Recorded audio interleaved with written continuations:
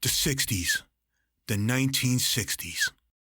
Today, it's known as a decade that brought drastic changes to the American landscape. Like the war in Vietnam, with the conflict still being in its infancy. But in our own backyards, we would have to deal with our own conflicts, mainly the plight of minorities. I speak of the Civil Rights Movement, a movement that brought out the dark side of Americana, but also what could be achieved if we banded together in unison.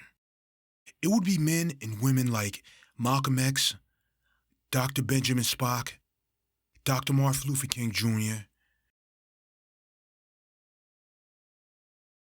Rosa Parks, and President John F. Kennedy, who would win his presidential bid on November 8, 1960, in a very tight race that would usher us in an era of peace and equality. The direction of America was going into a different place than it had been in the 1950s. On the television side of things, the then newly head of the FCC, Newton Minow, would address the National Association of Broadcasters in a speech that laid down his blueprint for television programming. He told them that they are here for the public interest and had a responsibility to put on better content for television. Product that must uphold the standard that will benefit the viewing audience and to be held accountable if they don't follow the rules. To never censor the product just out of sake. He would call this venture the new pioneer. So what would parents, children, and viewers would gain from this in the first place? Little did they know, television would start to take on something entirely different from what it was. This is the 60s, and our story continues on.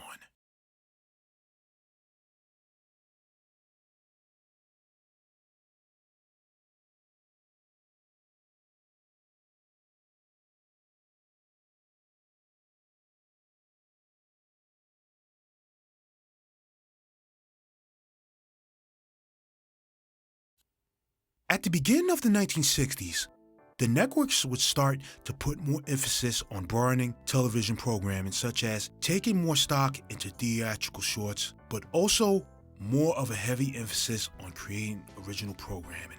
The live action shows of the 1950s would mostly be scarce. Well, that wouldn't be the case for primetime television. This would only apply to Saturday morning programming. See, even though daytime and primetime television definitely seen their fair share of change, it would be Saturday mornings that would see it the most. The networks would start to lean towards cartoons, where it was animated shorts or what Crusader Rabbit had started and the Rough and Ready show had made a standard made for television animation. This was due to most children starting to gravitate towards animated efforts, and the network's reluctancy to push away from the live action shows due to the cost of making them. Besides, by this time, the comedic shorts and westerns were either regulated to syndication or fell out of favor with most audiences. Don't worry, the westerns wouldn't go away as they would become mostly a staple of primetime television around this time. So, what children had to feast their eyes on during the early part of the 1960s? Well, this would be a time where the networks would start to present some great offerings. Let's start on ABC, which was the third-ranked network at the time, despite there only being 3 networks to begin with. So weird. Okay, the network would offer children and viewers the Bugs Bunny Show. Yes, that Bugs Bunny, the carrot-chomping wisecracker that's basically a mascot of American amusement. Second to Mickey Mouse, of course, and a character who not only spawned many imitators, but also ushered in an entire era of animation here on out. But in the context of the 1960s, Bugs was just another cartoon character from the many of theatrical shorts making his mark on television after having his tenure in theaters. Despite the name of the show, Bugs wouldn't be the only character in the program. He would be joined by the likes of Daffy Duck, Porky Pig, Sylvester, Tweety, and Speedy Gonzales, all voiced by the man of 1,000 voices. Mel Blanc, by the way. In fact, they would all play a part in the intro, which had Daffy and Bugs doing a dance number called This Is It, while they all marched along with them. It was structured like a variety show, a spectacle to be seen. ABC had banked all their chips into acquiring the Warner Brothers Looney Tunes shorts, and it paid off. It would be a bona fide hit on Saturday mornings. It would be on the air on the network from 1960 to 1968. Don't worry about that end date. Let's just say that this would actually be the beginning of something special for them on Saturday mornings. Also on ABC, kids would get Cartoonies, which was hosted by Paul Winchell, who would previously be known for his puppetry, as he would come off of his own show with his partner Jerry Mahoney on NBC in 1954. Paul would later go on to be one of the most important voice actors, mainly known for his work in several of Hanna-Barbera's cartoons. Speaking of Hanna-Barbera, they would go full force around this time of syndication with their limited animation style. Not only that, they would also make their way into primetime with the Flintstones, Top Cat, and the Jetsons on ABC. These three would later make their debut as Saturday morning offerings, with the former going to NBC and the latter two staying on ABC to bolster their lineup in return. Speaking of Hanna-Barbera, these three cartoons would have one thing in common. They were made better in terms of quality. See, there is something that you must understand. Around this time, most of the local stations and networks had snagged up a great majority of the theatrical shorts. So the networks needed more content to supplement the offerings that they had. For instance, Popeye would already be in syndication around this time with shorts specifically made for that market, as explained in the premiere episode. Felix the Cat will also play a part, as he would make a comeback in his own syndicated anime series.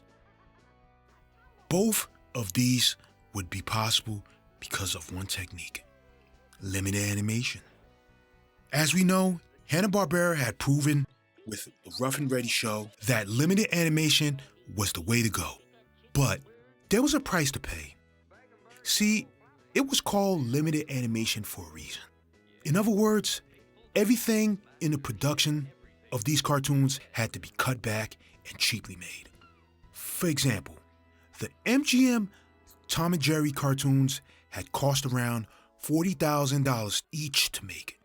The return for these shorts were guaranteed due to them being shown in the theaters, mostly with a movie or with a reel. But with TV, most networks had to deal with advertisers to get their money, and the cash flow was quite limited. So the production of the cartoons had to be cheaper. Hanna-Barbera once said that it cost them around $2,000 to $28,000 per episode. They got around it by recording soundtracks in one take, little to no pre-illustrations, and employing lots of close-ups. They could draw less animation, which saved on budget. So please keep all of this in mind going further into the story. Besides, not every studio would balk at it. In fact, 3 studios would come to embrace it. Before we go into that, we will return after these messages.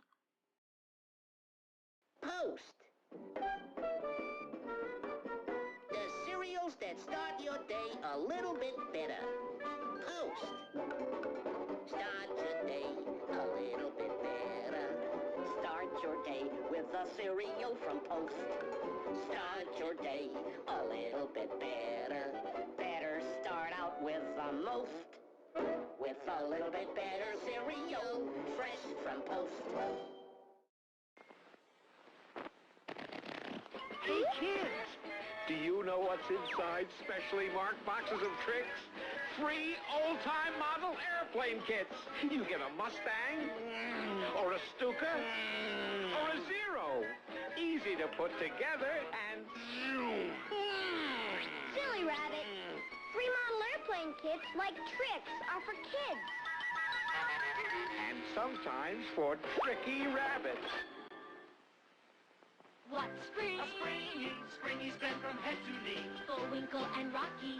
Underdog and Lucky, free inside. Frosty-O's and Lucky Charms. Springy's stand, Springy's bend, Springy's ride. And hold on to things. There's a free Springy inside each specially marked box of magically delicious Lucky Charms. And three-way energy Frosty-O's. Bullwinkle And Rocky Underdog and Lucky, free inside. Frosty-O's and Lucky Charms.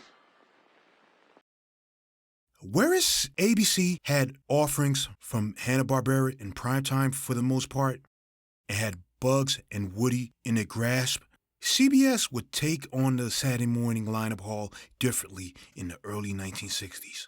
To truly understand what I mean by that, I must first clarify a few things. See, around the 1960s, the big three were at the whim of advertisers. In other words, it was all about supply and demand for them, so this trickled down to the studios that were bringing original cartoon programming to Saturday mornings.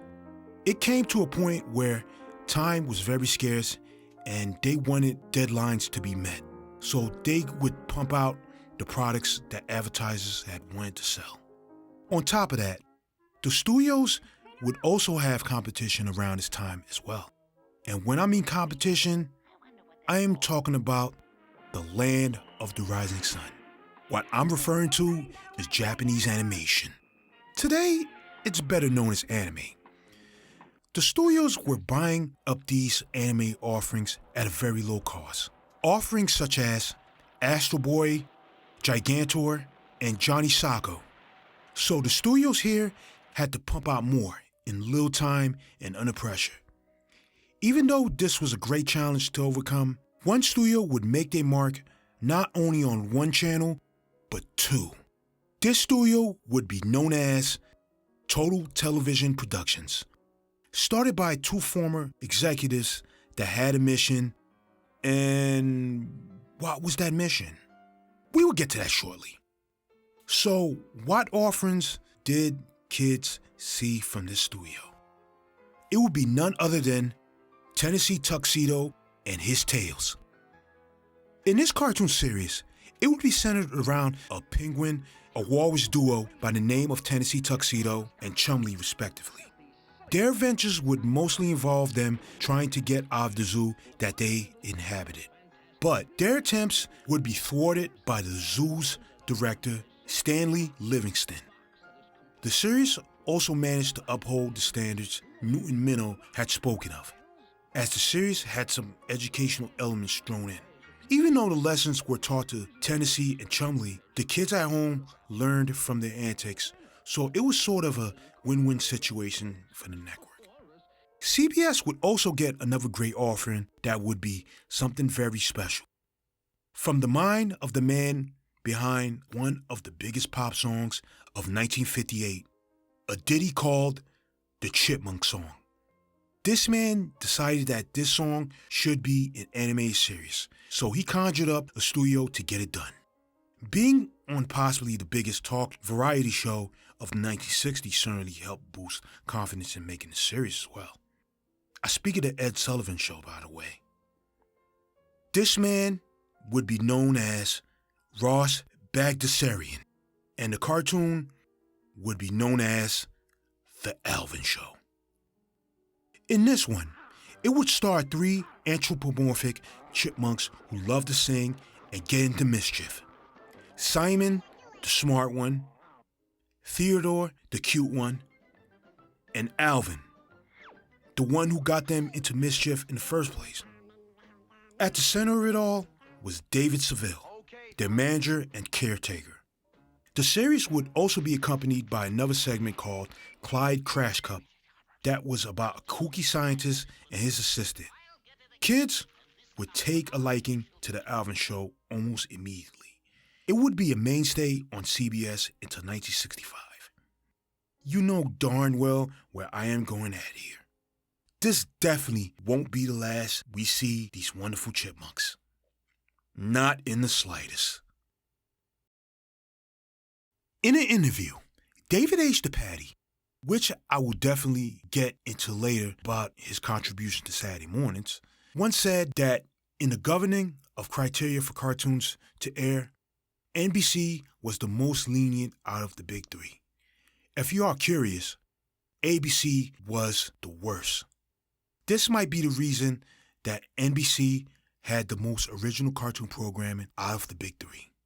See, NBC would greenlight Total Television's first animated effort, King Leonardo and his short subjects. Yes, their first. See, this now would make its premiere in 1960. This series would have the same humor as Tennessee Tuxedo and his tales. But this time, it would be about a king, a lion king, that governed over a fictional kingdom called Congo Bongo, alongside his prime minister, Odi Koloni, who made the kingdom's second known product, perfume. A skunk-making perfume. The irony would extend even further as they had to contend with Leo's twin brother, the conniving, Itchy, and his cohort Biggie Rat, as they tried every scheme to dethrone King Leo for power and wealth. This series would also employ a staple that started with The Bullwinkle Show, the two-segment story arc. As for the short subjects in the title, these would also be segments in the series. These would be Tooter Turtle, a dreamer of adventure who often got his deep wishes granted by Mr. Wizard the Lizard, and The Hunter, a southern accented pooch who just happened to be a gumshoe, always on the chase for the elusive the fox. King Leonardo and his short subjects would be a great fit on NBC's Saturday morning lineup. It would last for 3 years, ending in 1963. Don't miss the next exciting adventure of the King and Odie. Speaking of two-segment story arcs, Total Television Productions would bring another one to NBC that would have that in abundance.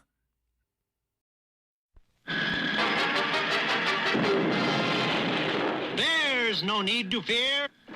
Underdog is here. Time again for the Underdog Show, starring that champion of champions, Underdog. This is the series. Here it is, making its premiere on NBC on October 3rd, 1964. Underdog. Underdog would be a creation that actually stemmed from an appearance by George Reeves on an episode of I Love Lucy. Now, if you don't know who George Reeves is, let me enlighten you quickly. That's right, the very first live actor to ever play Superman. Around this time, Superman was already popularized by the Max Fleischer shorts and his run in classic DC Comics. So to emulate that for cartoon success seemed like a win situation for kids watching at home. With this series, you had Shoeshine Boy going on about his business. But when it was danger and Sweet Polly Purebred calling for help, Shoeshine Boy would become Underdog, a superpowered canine with X-ray vision, a super flight speed, and ultrasonic hearing that had to contend with the likes of villains such as Overcat, Riff Raff, and his number one nemesis, Simon Bar Sinister. Underdog was cheeky, melodramatic, absurdly humorous, and a bona fide hit. The kids of America ate it all up, and the sugary bowls of cereals that General Mills hawked off to kids as well. Oh, remember when I previously said that the heads of Total Television were on a mission? Well, that mission was, unfortunately, the product of advertisement. See, Underdog and the other cartoons were made off the necessity to push General Mills cereals. But despite this reason, though, Underdog ended up being the biggest hit that NBC would have, as it would last for a total of 124 episodes. This was unprecedented for a Saturday morning cartoon series, especially around that time. Count Chocula, I am a ghost, and if you don't tell everyone that Frankenberry is the world's super sweet cereal, I will have to scare you. Phooey, phooey, Frankenberry. Count Chocula is the world's super sweet cereal. But I've got strawberry sweeties for monster strawberry flavor. And I've got chocolate sweeties for monstrous chocolate flavor. Frankenberry. Count Chocula. Quiet, please. Oh, Frankenberry. Count Chocula. Now, which Flintstone vitamin today? Dino. Wow, a dinosaur race! On your rock, go! Yabba-dabba-doo, Flintstone vitamin, choo-choo-choo! Dino wins! Only one Flintstone a day bomb gives kids all the vitamins they normally need to take, or when they don't eat right. Yabba-dabba-doo! Hey, come with me. I'm going to show you what's happening in the world of Francie. The world of Francie. She's the newest, kickiest thing you've ever seen, with long, flippy hair, real eyelashes, and her own eyelash brush. The world of Francie. Francie's the very latest. She's got kicky go-go skirts and mod stockings. And now she twists and turns at the waist and bends at the legs. You can even get her with a special mod carrying case. The world of Francie. Where the newest happening is a swinging new friend named Casey with a groovy short haircut. Casey also twists and turns and wears Francie's clothes, like wild raincoats, bell-bottoms, and far-out formals. This is the swinging world. The just now world. The world of Francie and Casey. They're what's happening. They're from Mattel. As America approached the latter half of the 1960s, several events would not only rock the nation to its core, but also change how the people felt completely. For instance, one of the leaders of the civil rights movement, Malcolm X, was slain in 1965. This, in turn, would ignite the movement and creation of the Black Panther Party. The Watts race riots came into play here as well. America was a country at war with itself. On top of that, you had some who didn't only hate the civil rights movement, but also those that didn't look the same way they did. With the war in Vietnam also raging on, many young men were again drafted to war, and many casualties started to pile up on both sides. This would affect every aspect of American life, including television. TV would get more thought-provoking and edgier. For example, in 1966, NBC would debut a series very, very well known today, but in the context of the 1960s, a show that leaned heavily on the times. That show was Star Trek. It would be a series that touched on how the world would be in a future where everyone was equal, exploring other walks of life, an optimistic hope of the future. On the other side of that coin, CBS would get a series from the same production studio, Desilu, by the way, also in 1966. That series would be none other than Mission Impossible. This was a series that leaned heavily on the reality of the world, taking down anybody who threatened American stability using Cold War-esque tactics. But once again, that was primetime television. So, what would kids have to look forward to on television to escape the harsh realities that were happening on their own soil? What anime offerings would make the latter half of the 1960s so different? Well, for one, a new studio would take a spot in the Saturday morning animation space. More on them shortly. Second, some of the offerings would also be more edgier than cartoons had been up to this point. For instance, a lot of studios would bring more cartoons based off superheroes. This would make sense since comic books, especially at this time, were a young kid's fantasy.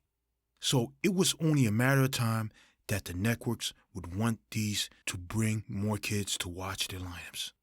There would also be an original creation done by a comic book artist, Alex Toth. Now, if you don't know who is Alex Toth, well, he was that guy when it came to comics. See, he drew a lot of the Golden Age comics for DC. He was tasked by Hanna-Barbera to create a superhero for Saturday mornings. This would be the very first made for television superhero. This series was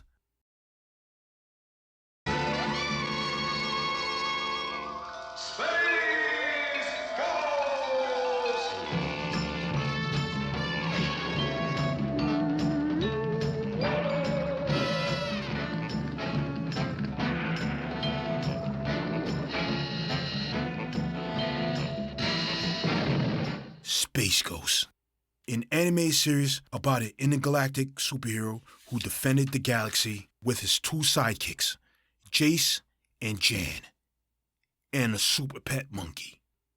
Space Ghost had all of the superhero perks: the power of flight, teleporting, and turning invincible, all while being provided by a superheroic voice done by Gary Owens. The series came about when the vice president of children's programming, and commonly known as the man with the golden gut, due to his great instinct on what programming was good for kids. Fred Silverman. Fred Silverman had wanted to bring a superhero to television when he noticed that most kids of a certain age were starting to ditch cartoons led by animal characters. Also, the popularity of Johnny Quest had gained a lot of traction with the younger audience, despite it originally being a primetime cartoon. So, Fred contracted Alex Toth and Hanna-Barbera to make something similar for CBS, Saturday morning lineup. Space Ghost would end up becoming a decent hit for CBS, garnering 2 seasons with 20 episodes in total. That means you, Blip. Yeah, stay away from that heat gun.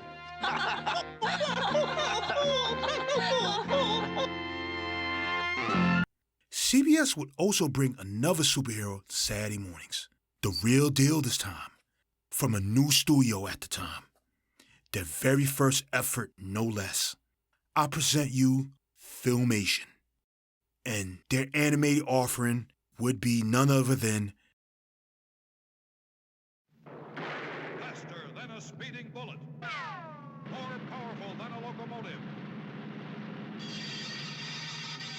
Able to leap tall buildings at a single bound. Look! Up in the sky! It's a bird! It's a plane! It's Superman! The New Adventures of Superman. And new it was. This studio deserves an episode of its own. But for now, let's just say that the name of the studio is what this cartoon was. So, how such a studio would get a shot to even make something as important as Superman? Well, supposedly, to secure the rights for Superman, the head of Filmation, Lou Scheimer, invited the execs at DC to come down to his studio. To show that he ran a tight ship, he actually fired someone on the spot. But there was one small detail to this. See, the employees that were working in the studio were just his friends and family posing as such. Nevertheless, the ruse worked because it gave off the impression that Filmation were the right studio to bring Superman back to animation again. Whether this account is entirely true or not, the fact of the matter remains. Superman was theirs, and they were tasked to handle his transition to animation with utmost respect and care.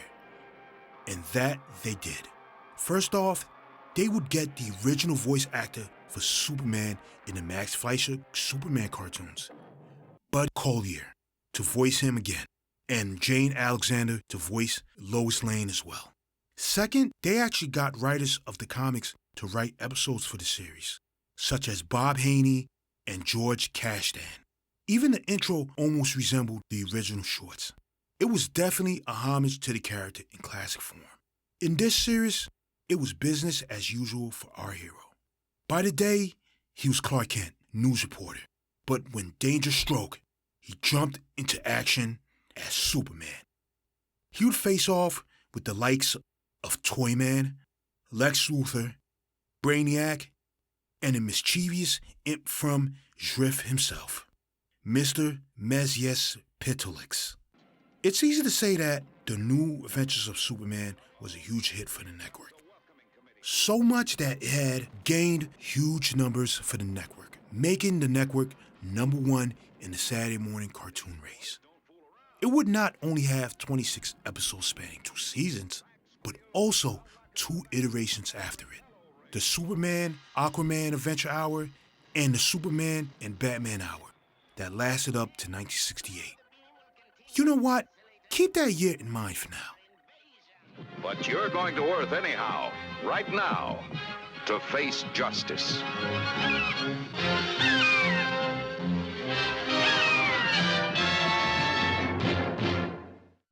And if that wasn't enough, Filmation would also be tasked to bring another comic book series to CBS's Saturday morning lineup.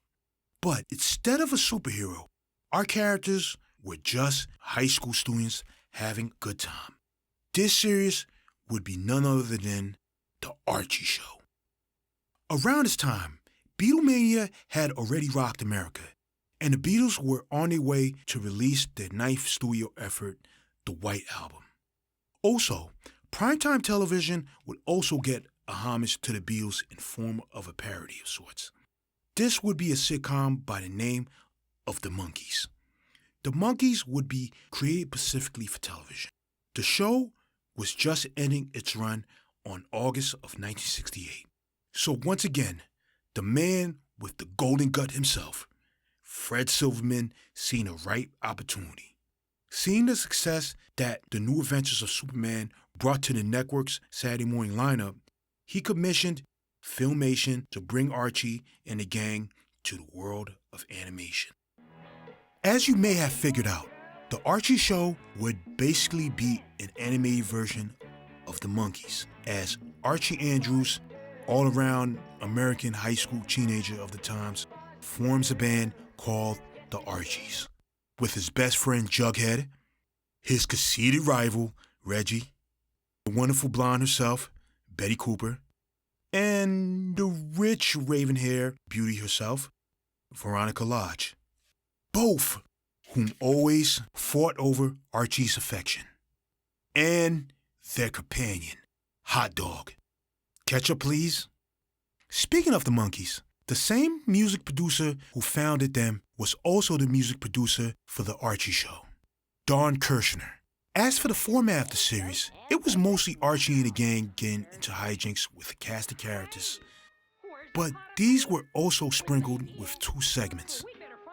One called Dance of the Week, where they taught the audience new dance steps, and Song of the Week, which had them playing music, of course, all provided by the musical stylings of real-life musician Ron Dante.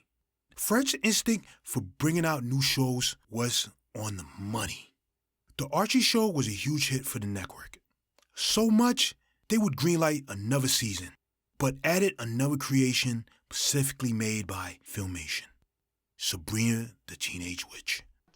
This cartoon would come about when Fred had wanted to make a cartoon series based on Bewitched, but couldn't get the rights to it, due to it being on ABC at the time. So he figured that he can get Filmation to make his own version of Bewitched. Thus, Sabrina was born. Sabrina was just a girl of the era, going to high school and dealing with being a witch while living with her aunts Zelda and Hilda, who were also witches as well. The Archie Comedy Hour, as it would be called, maintained as a hit in 1969. Fred's success with the New Adventures of Superman prompted the other networks to clamor for superheroes on their lineup. Remember when I mentioned the Patty Freeling Enterprises earlier? Well, they would bring the Pink Panther show to the network, but I discussed this in detail in another episode before. But what you may not have known is that they also partaked in the festivities with their own take on the superhero cartoon genre. First up the bat was Super President. Now, if that sounds weird, imagine what the kids had seen when it aired. As it starred, get this, the Chief of Justice of the United States, James Norcross, who just happened to have nuclear superpowers, by the way, and fought crime across America with them. As you can imagine, a cartoon with a premise this wacky didn't last too long. Nor did their second effort, the Super Six, which had a super heroic force also fighting crime. This had an even more off-the-wall premise. Despite these efforts not being very successful, this wouldn't be the end-all for superheroes on the network. Because what one studio can't do, Hanna-Barbera would do it bar none. For instance, they would bring Marvel's first family to the realm of animation, the Fantastic Four. On top of that, they would bring two new original creations on the same exact day. First being Samson and Goliath. This was Hanna-Barbera's version of mashing two biblical stories, Samson and David and Goliath. The series starred the main character Samson, who transformed into a superpower being with the help of two wristbands. These gave him super strength and a power of flight. As for Goliath, he was an odd one. He was a dog that was transformed into a lion through the power of Samson's bracelets. So what was Goliath's powers? Laser beams shot from his eyes. You can't make this up. Unless you're Hanna-Barbera, of course. It would last for 20 episodes on the network. The second offering would be another creation from Alex Toth. Well, this would be his third effort, as his second effort was the Herculoids that was on CBS around the same time. That bridge. We'll get to it when we cross it. Anyway, their effort for NBC would be none other than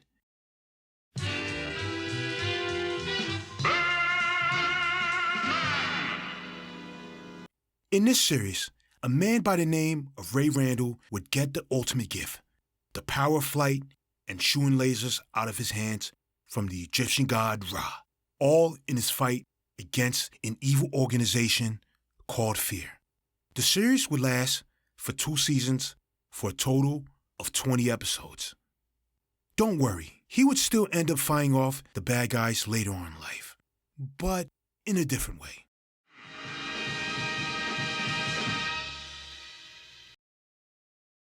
Lastly, we have ABC. Unfortunately, ABC would only have one true superhero cartoon, but best believe it would be a pretty good one. This anime offering would be none other than Spider-Man does whatever a spider can. He spins a web any size, catches thieves just like flies. Look out! Here comes the Spider-Man. Is he strong? Listen, bud. He's got radioactive blood. Can you follow a thread? Take a look overhead, baby. There goes the Spider-Man. Spider-Man. Let's get this out of the way. By this point, he needs no introduction.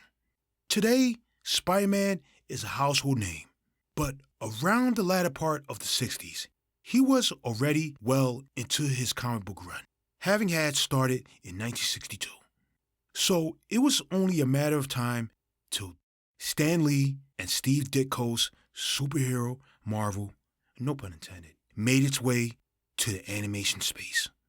Speaking of these two, they would have their hands in the making of this cartoon, alongside John Romita Sr.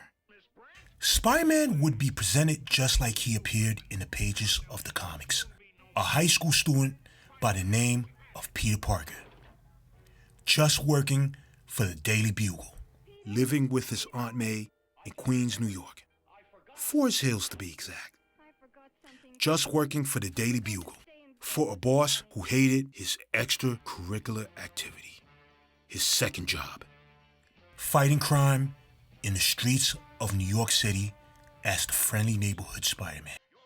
So, you can imagine that it had taken many elements from the comics during its run up to this point. And you would be correct. Well, for the first season. See, in order to save budget, they had to cut costs, so it was given to a different studio, an animator that was making rounds, Ralph Bakshi. Now, if you don't know who Ralph Bakshi is, he would be later known down the line for making quite infamous anime pictures, to say the least. But in the context of the late 60s, he was just known as an animator that previously worked for Terry Toons. And if you know anything about Paul Terry, you know that Paul wasn't the type to put a load of resources into his cartoons. This would be the same tactic Ralph used for the second and third season of Spider-Man. Not only the animation was limited, but assets were used from another animation to make these cartoons. Spider-Man lasted from 1967 to 1969. On the other side of the spectrum, ABC would get a return of sorts from J. Ward Productions. For this offering, they would bring the young audience into a place where the wild ran rampant, with comedic results.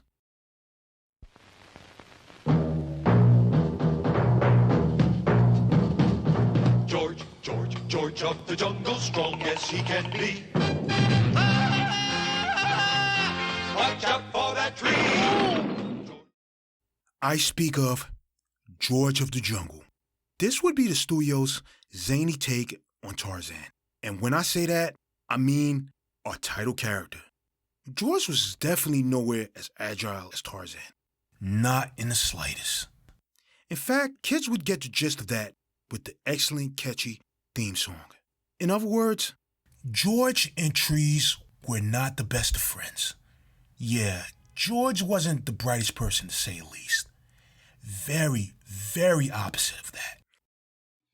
Yeah, he wasn't smart as well. Referring elephants as dogs, his girlfriend as a fella, and his 8 companion who actually spoke with the vernacular of an English professor wasn't going to make you mistake George for being a genius. But to balance out his idiotic antics were the segments. Super Chicken, a superheroic fowl who saved the day with his sidekick, a lion named Fred, and Tom Slick, a hotshot race car driver who competed in races with his girlfriend by his side. Sort of like wacky races that would be on CBS around this time, except without the female companion, of course.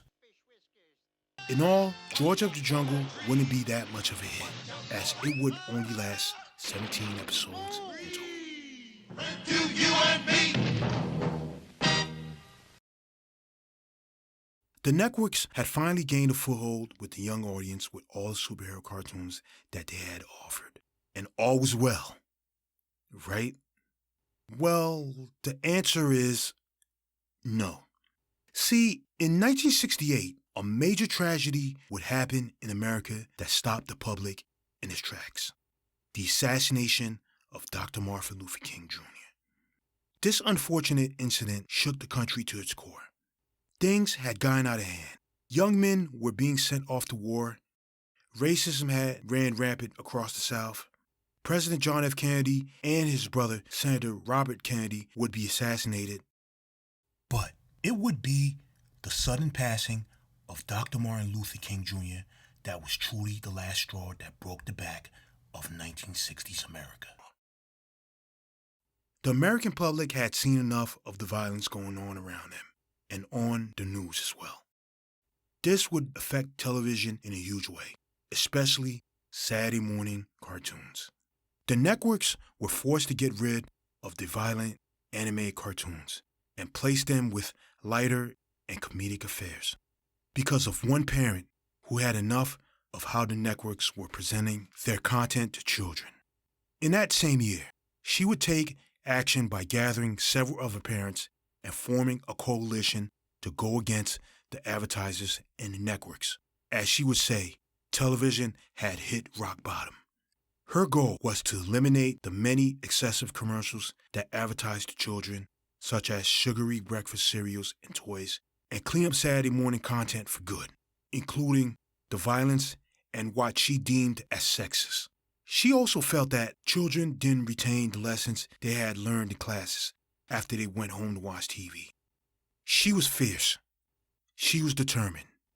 She was the head of the Action for Children's Television, or ACT for short, an organization that would shake children's programming to its core. Her name was Peggy Charin. Now, if you don't know who she is yet, let's just say that from now on, she will play a huge role in our story from here on out. When Newton Minow gave his speech at the NAB convention, he couldn't imagine what was headed for television programming. With that said, there's a thrilling time ahead in our next exciting episode.